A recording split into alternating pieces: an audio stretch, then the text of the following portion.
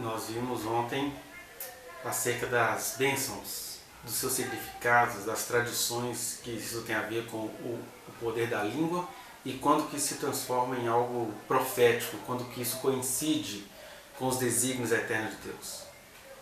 É interessante que a gente já tinha visto anteriormente que as maldições eram propagadas em forma ritualística, onde ia se dizendo as maldições e todo o povo dizia amém, mas aqui parece que elas voltam a ser ditas depois das bênçãos, né? Contradizendo as bênçãos que a gente viu no vídeo anterior, mas na verdade é uma outra coisa que está acontecendo aqui. Essas maldições, que parecem ser novas maldições, mas é apenas uma ampliação das 12 anteriores, está em Deuteronômio 28, do 15 até o 68. Então nós temos aí mais de 50 versículos, por assim dizer, mostrando detalhes do que seriam essas maldições. E a primeira pergunta que nos vem é: puxa, por que Deus amaldiçoou o seu povo? É uma pergunta que israelitas fazem, judeus fazem, né? Por que Deus amaldiçoou o povo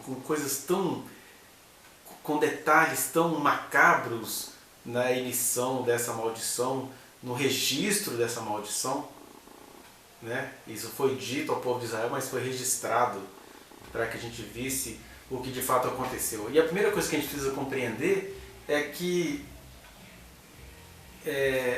seja Israel, seja o povo que fosse, temos aí um fundo musical, tem uma vizinhança ouvindo o som alto aí hoje, mas seja lá o povo que fosse, qualquer ser humano, quando se coloca diante de Deus, não se coloca na passiva, já se coloca, digamos assim, de maneira maldita. Deus se revela para mim e eu me revelo para Deus.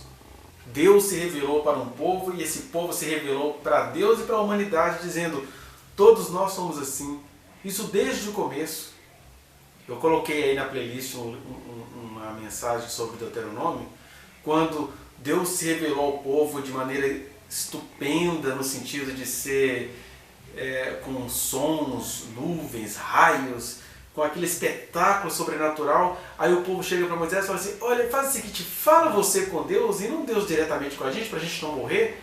Quando na verdade Moisés constatou para o povo: olha, vocês não viram? Deus falou conosco e ninguém morreu, está tudo em paz. Mas o povo falou assim: não, fala você mesmo com Deus, porque na hora que Deus se revela ao ser humano, automaticamente o ser humano se revela com aquilo que lhe há de pior, com aquilo que ele constitui. Eu sei que tem gente que não suporta ouvir esse tipo de coisa, mas sejamos verdadeiros, sejamos realistas. É isso que as Escrituras dizem quando está escrito: todos pecaram e igualmente carecem da glória de Deus. Porque o melhor de nós é o borbulhar de loucuras, o borbulhar de pecados, o borbulhar dessas coisas que a gente vai vendo no dia a dia. Olha neste dia, por exemplo, para você ver como que o povo atrai maldição. Eu estou gravando esse vídeo precisamente no domingo do Dia das Mães, não sei quando ele vai ao ar, mas no domingo do Dia das Mães, onde há uma zombaria no Brasil, quase 11 mil mortes pela Covid-19, mas exatamente o povo que se percebe de Deus, os cristãos tradicionais, as pessoas que se percebem de família, o próprio presidente da República que se confessa cristão, são pessoas que estão zombando da realidade. Não tem uma fala do presidente em condolências à vítima, não há um pronunciamento do Dia das Mães e um projeto de o que fazer com essa dor que cerca mais de 10 mil famílias, quase 11 mil famílias, na data de hoje, quando se vem dizendo que isso estava acabando, que isso era uma gripezinha. E aí quem está no meio dos escarnecedores? Ontem fizeram um churrasco na Praça dos Três Poderes. São pessoas que se dizem cristãs, de Deus, da família. E aí, independentemente de você gostar ou não, Deus que se revelou a todos, se revelou também a essa gente. Mas Deus não se deixa escarnecer.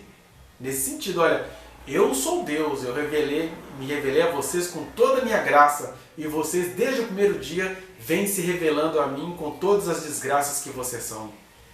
É nesse sentido que Deus não se deixa escarnecer. Os moralistas zombam das prostitutas, das homossexuais, das gays, né, melhor dizendo, das crianças inocentes, dos jovens revolucionários, e Deus está assim, eu estou vendo é vocês usando o meu nome, a minha luz que vocês receberam para fazer porcaria, para não ter condolências em relação, para não praticar condolência em relação a quem está perdendo um ente querido, para não exercer a misericórdia, jogar isso na minha conta, para, na hora que todo mundo deveria estar em prudência dentro das suas casas, vocês vão para a rua zombar de medidas sociais, chamando-as de medidas comunistas.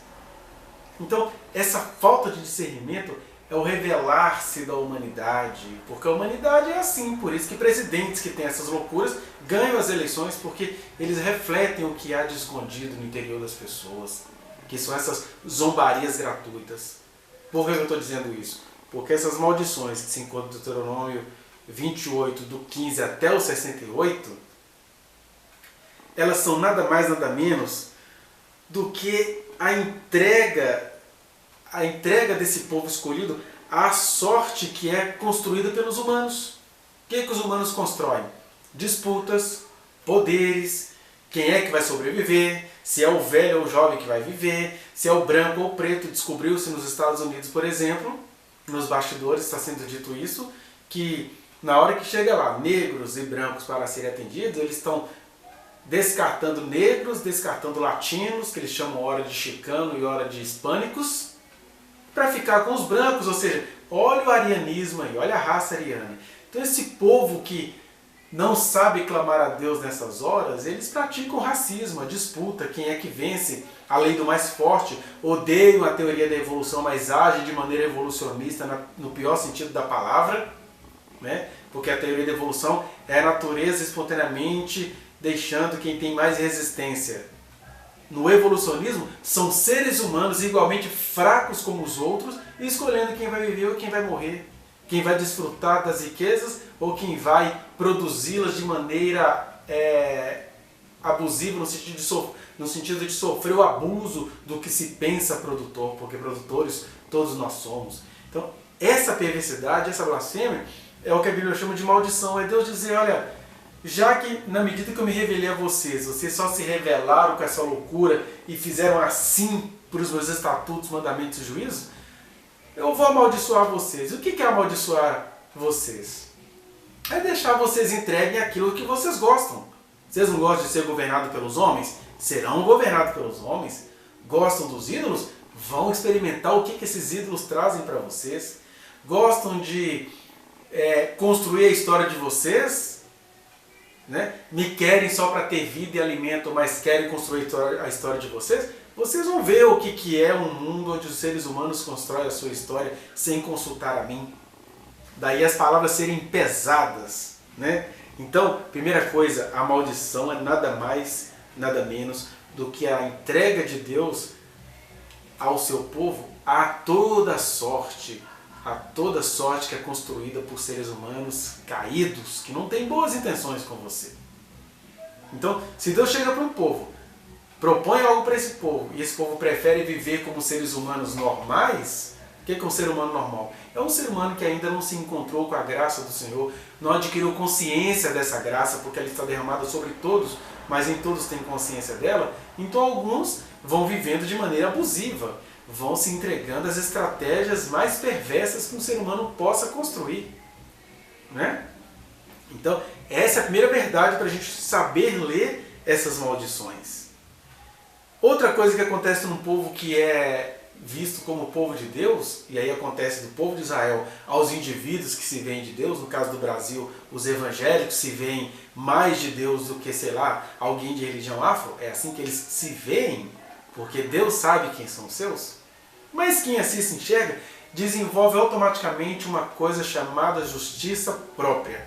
Esquece-se das origens e começa a pensar, não, meu DNA é maravilhoso, por isso que Deus me vocacionou. Às vezes não faz isso assim com essas palavras, mas faz isso na medida em que desqualifica os outros. Na medida que, quando encontra com alguém de outra religião, isso é um ateu, macumbeiro, desgraçado. Filho do cão com a pombagira, que é melhor do que filho daquilo, né? Que vocês conhecem. Filho do cão com a pombagira é você desqualificar a pessoa a escala menor do que qualquer existência. Então, a justiça própria nesse sentido vai nos tornando dignos das maiores desgraças, Porque até essas desgraças, quando elas nos acometem, a gente se torna anestesiados em relação a ela. O cara vai morrendo de peste, de doença, de um monte de coisa. Não, é assim mesmo. Né? Como diria uma parcela do Brasil atual, esses que podem estar pegando coronavírus estão sendo internados às escondidas. Isso tudo é invenção dos médicos. Não quero saber. Você não vai me levar para o hospital porque eu sou uma pessoa boa, o vírus não vai me pegar. Ou seja, a pessoa que tem uma justiça própria, ela pode estar morrendo da desgraça que está sendo anunciada, mas ela não assume. É gente que queria ser Deus e se diz cristão. Né? Então, a justiça própria acaba fazendo a gente construir dentro de nós o merecimento a todas as maldições. E por que isso acontece? Porque a gente faz pouco caso do tanto de luz que a gente recebeu. Olha o que diz, por exemplo, o versículo 47. No meio das muitas maldições, eu chego e falo assim: porquanto não serviste ao Senhor teu Deus com alegria e bondade de coração, não obstante a abundância de tudo. Ou seja, eu dei tudo para vocês. Dei revelação, dei livro, dei livramento de enfermidades, fiz vocês serem cabeça e não cauda, conforme já lemos aqui. E vocês olharem para isso e... eu queria conquistar mais coisas, né? Igual já se acontecia no deserto, né? O povo olhou uma hora e falou assim: eu já estou cansado, estou com fastio desse pão vil. Chamou o pão de vil, o pão do mal, o pão maligno. Era um pão que descia do céu. Aí Deus, já sabendo da estrutura humana, esse pessoal não presta. Se não recebe de mim as bênçãos, eu sou mal porque não contemplo. Alguém comentou hoje numa postagem minha: Deus é tão bonzinho, mas está matando os africanos de fome. Não! A fome que atinge a África, o continente africano e qualquer outro povo da Terra, ela é humanamente produzida. Nós vivemos num mundo onde a produção, por exemplo, de carnes é exorbitante, é imoral. Mas a África continua com fome. Não é Deus que está fazendo aquilo. O que Deus está fazendo você não faz nem ideia. Ele está anestesiando crianças, ele está ajudando mulheres a serem gratas. Mesmo que você olhe de fora, como que essas pessoas ainda conseguem ter vaidade, estar morrendo de fome com a fitinha vermelha? Isso é Deus dizendo: olha, no meio da desgraça ainda há humanidade, eu estou aqui para livrar vocês. E Ele está falando com esses pequeninos e você fica de fora moralizando tudo. Agora, com o povo ao qual Ele se revelou, Ele fala: receber a revelação, mas eles não receberam essa revelação com alegria e bondade de coração, apesar de tudo que eu lhes ofereci, porque o ser humano tem esse defeito de fabricação, dos judeus ao povo que nunca ouviu falar desse Deus dito cristão. É assim, eles clamam a Deus, mas ai de Deus se aparecer nos seres humanos sendo Deus. Eles reclamam. Aí Deus já vira ditador, Deus já vira chato, ou então Deus vira as desculpas para todas as maldades que eu quero praticar contra os outros. Sou conservadora de família, você eu sinto até o cheiro, você não toma banho, como disse uma pessoa de bem em Brasília por esses dias aí, conforme todo mundo viu na internet. Né? Então as pessoas elas ficam cegas de tanta luz. Ao invés de usar a luz para ir rumo a outros conhecimentos, elas ficam ali olhando para a luz até os olhos ficarem opacos, ficarem cegos de tanta luz, né? Vão ficando acostumados com a luz e aí não conseguem se perceber as próprias trevas. Então este é um dos motivos dessas maldições, que não vale muito a pena a gente detalhar, porque quem quer detalhar isso? Depois você leia essa referência. Mas algumas aqui, olha, aconteceram com Israel e é importante enfatizá-las. Primeiro, nós temos aqui, por exemplo, no versículo 20. O Senhor mandará sobre ti a maldição, a confusão e a ameaça em tudo quanto empreenderes. Então, maldição, confusão. Depois, versículo 21. O Senhor fará que a pestilência te pegue a ti até que te consuma na terra. E aí vai se detalhando o que seria essa pestilência, esse conjunto de doenças. Versículo 25. Fala que Deus vai fazer esse povo motivo de horror para todos os reinos da terra. Credo, passa longe que esse povo é maldito. Versículo 26. O teu cadáver servirá de pasto a todas as aves dos céus e aos animais da terra, e ninguém haverá que os espante. Vai haver uma determinação na natureza de carcomer os cadáveres dessa gente que estava cheia de luz e se tornou perversa. Versículo 28. O Senhor te ferirá com loucura, com cegueira e com perturbação do espírito. Síndrome do pânico. Né? Então a pessoa vai ficando perturbada. Aí o versículo 34 fala que eles vão enlouquecer. No versículo 53, olha como é que a coisa vai ficando grave. Comerás o fruto do teu ventre, a carne de teus filhos e de tuas filhas. Olha, isso aconteceu com Israel quando eles foram para o cativeiro da Babilônia. Diz que a mulher mais mesquinha, mais delicada, vai comer as escondidas pela falta de tudo. Vão conhecer os rincões da fome. Depois, a sensação que eles vão ter é que Deus estará se alegrando em fazê-los perecer. Né?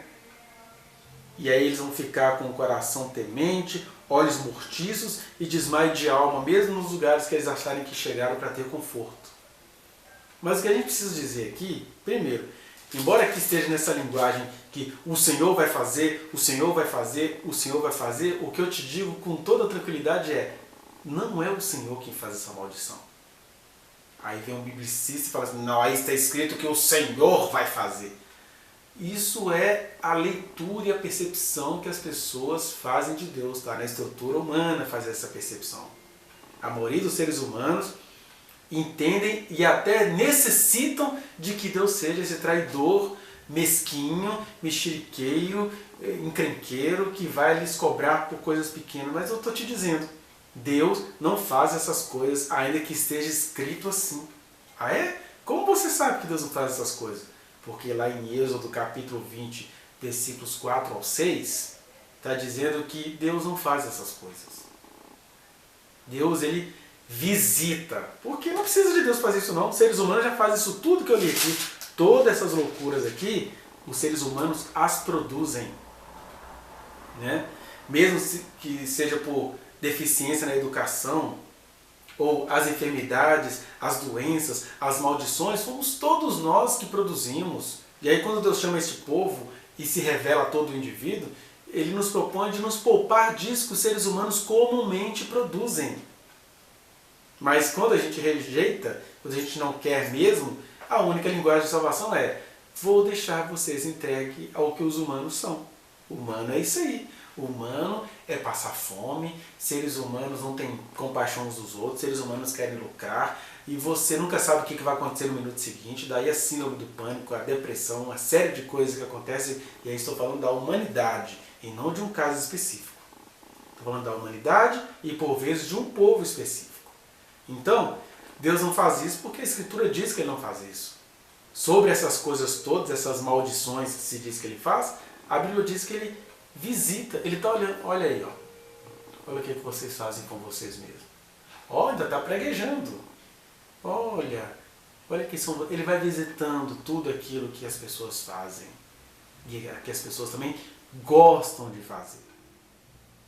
Agora, a única coisa que Deus faz é se revelar às pessoas em meio a essas desgraças. Por isso que a gente precisa entender isso. Deus estava falando com o povo que só criam nele se ele se revelasse como esse Deus punidor. Mas a verdade, o Evangelho eterno, é você entender que Deus nem precisa punir, porque isso é o que os seres humanos já produzem. Né? Mas a linguagem para um povo que não tinha a revelação que você tem era essa linguagem do Deus punidor. Segundo, há aquelas pessoas que desejam a sorte de ser governados pelos seres humanos. Elas têm raiva da luz que receberam de Deus. Né? Ah, não, eu prefiro andar nos meus caminhos, eu não preciso de Deus para me guiar, não. Eu sou forte, a existência sou eu que faço. E de outro lado, há aquelas pessoas que julgam a Deus moralmente, a partir dessa revelação do Deus que pune, né? Porque aqui é o Deus que pune para determinado povo que só conseguia compreender isto. É interessante que quando Deus vem se revelar em pessoa, em Cristo Jesus, em nenhum momento ele vai dizer que ele pune. Ele só vai dizer o seguinte: olha, está ansioso? Clame ao Pai que está no céu. Está perturbado? Conte com Ele. Quando for orar, ore Pai Nosso. Porque Deus, Ele é o Pai Nosso, Ele não é o punidor. Ou seja, as culturas e os tempos deveriam nos fazer ter uma visão mais verdadeira de Deus, mas a gente nem quer ter essa visão. Porque ter uma visão do amor de Deus, as últimas consequências, nos torna responsáveis, e isso a gente não quer ser.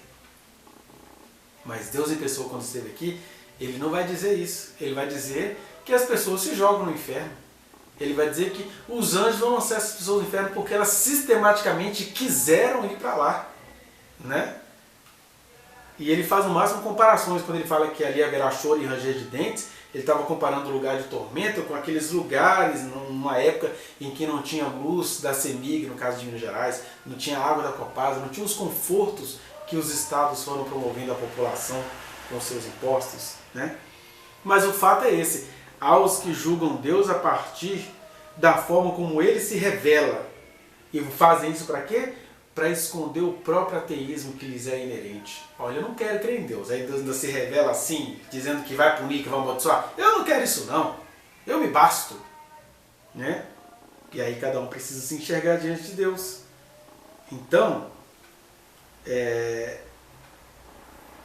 o que a gente precisa compreender com todas essas dinâmicas é que todas essas maldições horrendas que estão registradas aqui neste trecho do Deuteronômio é nada mais, nada menos do que Deus entregando povos e pessoas a quem Ele se revelou, de quem Ele cuidou de perto, porque dele é toda a terra, mas aqueles que tiveram revelações específicas por motivos específicos, que não os coloca superiores aos demais povos, estes também acabam se transformando em perversos muito específicos.